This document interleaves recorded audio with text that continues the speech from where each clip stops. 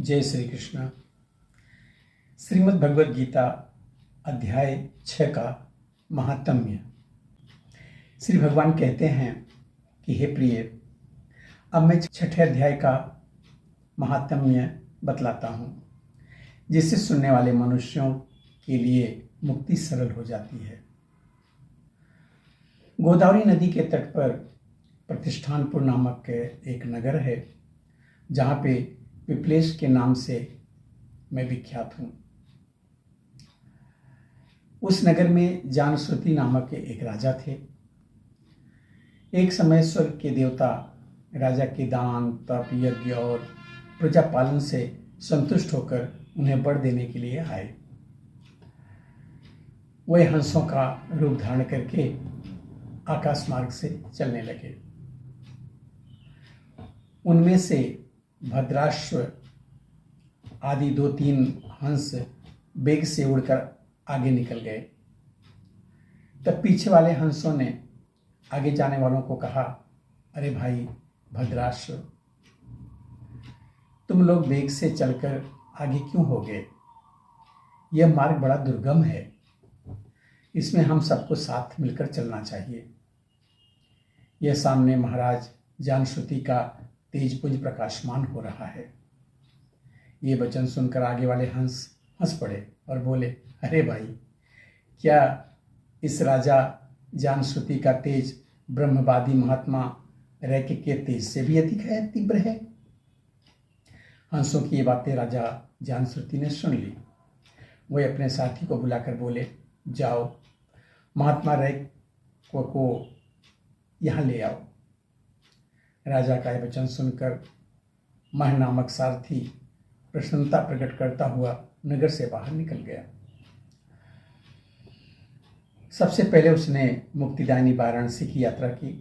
उसके बाद वह गया क्षेत्र में पहुंचा, जहां भगवान गदाधर निवास करते हैं। तदनंतर नाना तीर्थों में भ्रमण करता हुआ सारथी मथुरापुरी में गया और श्री कृष्ण भगवान के दर्शन किए। तत्पश्चात वह मथुरा से काश्मीर नगर गया। वहाँ मणिकेश्वर नाम से प्रसिद्ध भगवान चंद्रशेखर भक्तों को वरदान देने के लिए नित्य निवास करते हैं। कश्मीर के राजा मणिकेश ने दिग्विजय में समस्त राजाओं को जीतकर भगवान शिव का पूजन किया था। तब से उनका नाम माणिकेश्वर हो गया था।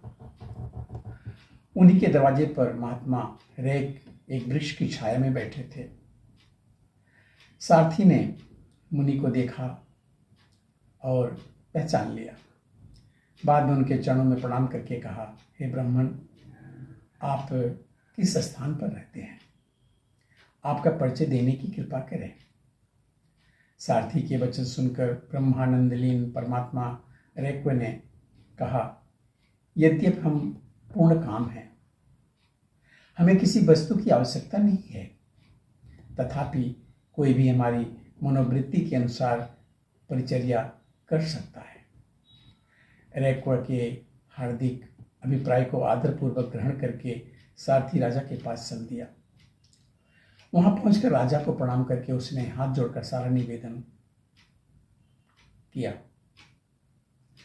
राजा प्रसन्न हुआ।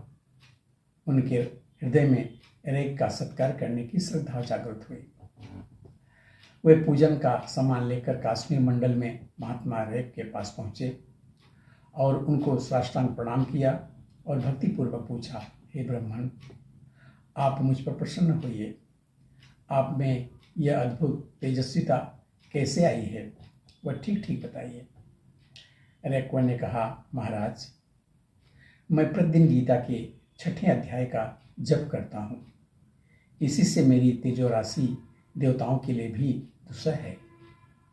तदनंतर परम बुद्धिमान राजा जानश्रुति ने यत्नपूर्वक महात्मा रैक्य से गीता के 6ठे अध्याय का अभ्यास किया।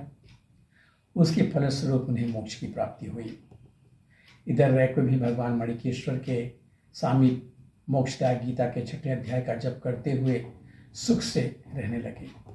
हंस का रूप धारण करके वरदान देने के लिए आए हुए देवता भी विस्मित होकर स्वेच्छानुसार चले गए। जो मनुष्य सदा ही छठे अध्याय का जप करता है वह भगवान विष्णु के स्वरूप को प्राप्त होता है, इसमें जरा भी संदेह नहीं है। मिलते हैं छठे अध्याय के पहले श्लोक में, तब तक के लिए जय श्री कृष्ण।